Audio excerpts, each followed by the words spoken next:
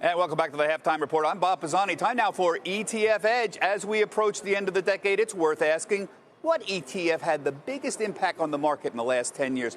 It doesn't necessarily mean the biggest gainer, but the one that surprised everyone with its popularity or had the biggest overall impact on the market. Let's get the vote from Todd Rosenbluth, Senior Director of ETF and Mutual Fund Research at CFRA. Kim Arthur is the founding partner and CEO at Main Management. And Todd, you surprised me a little bit. You think an international ETF had the biggest impact on American ETF investing? Yeah, so U.S. investors tend to be very U.S.-centric, but IEFA, which is an iShares Core MSCI EAFE product, gives you exposure to the Europe, to Japan, developed countries around the world for 7 basis points. It's now a $70 billion ETF. It's taken share from other products from iShares and Vanguard. It's really helped asset allocation approaches with an ETF wrapper. This is not just lower costs, you're arguing. Americans have invested overseas more and more in the last decade, and this particular ETF has been a big beneficiary of that. That's the case. So investors, there's a lot of great companies, Nestle, Toyota. These are all companies that U.S. investors are quite familiar with.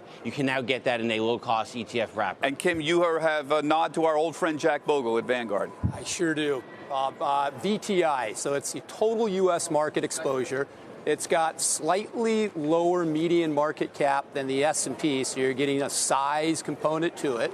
And if you look over the last decade here, you've been able to get this for 3 basis points. So investors have been able to beat the S&P 500 for 3 basis points, and I'm a firm believer that Jack Bogle did more to democratize for the average investor with exposure to indexes like this. No disagreement on that at all, particularly regarding Bogle here. Let's just talk a little bit about surprises we might see in 2020. The standout ETF you think in 2020, Todd?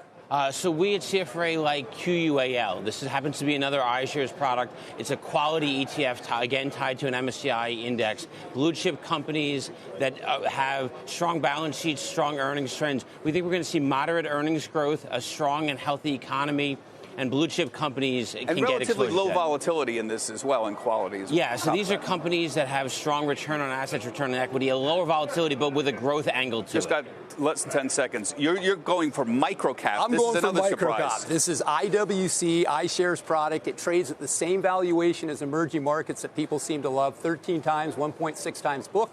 1.4% yield, and when you have a move up in the PMIs above 50, people love microcap. Surprising choice, but a good one, interesting one. Thanks very much, guys.